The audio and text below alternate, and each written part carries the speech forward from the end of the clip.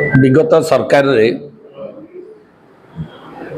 खोर्धार टांगी एवं बेगुनिया ब्लॉक बेगुनिया पंचायत को बेगुनिया एनएसी एवं बोलगड़ पंचायत को बोलगड़ एनएसी ये तीनोटी सरकार जदिओ घोषणा करथिले किंतु ता आनुष्ठानिक भाव में स्वीकृति प्राप्त हेई नथिला, खाली निर्वाचन घोषणा हेइथिला।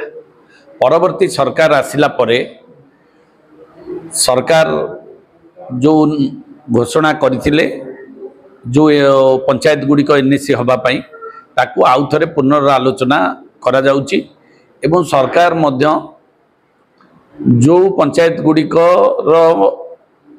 जनसंख्या वृद्धि होती एवं ताकू सहर मान्यता दबा पाई सरकार निष्पत्ति करुछंती। सेतिपाई सबु प्रकार डॉक्यूमेंटेशन तार जेतिकी क्राइटेरिया दरकार से क्राइटेरिया सरकार जिलापाल मानकु मागिछंती।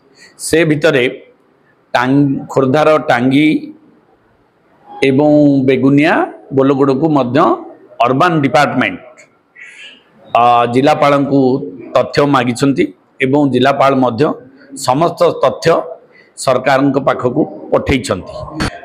एथि सहित सांसद अपराजिता षडंगी महोदया माननीय मुख्यमंत्री सहित ए विषय आलोचना भी करिछंती।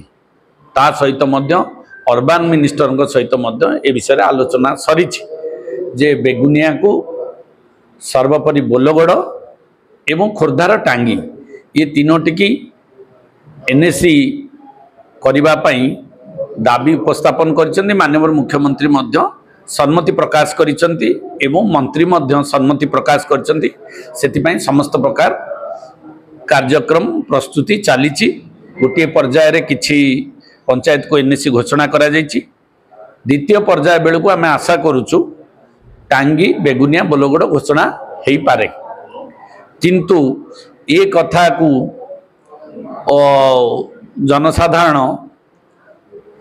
सस्ता किछि राजनैतिक दल तार सस्ता राजनीति करिबा पई लोक मानक जनजीवन को प्रभावित करिबा एवं हैरान हरकत करिबा एवं सस्ता लोकप्रियता पई ये जो कार्यक्रम आरंभ करिसंती जे बेगुनिया रे आमे 6 घंटा आंदोलन करबा आर किछि आवश्यकता नाही।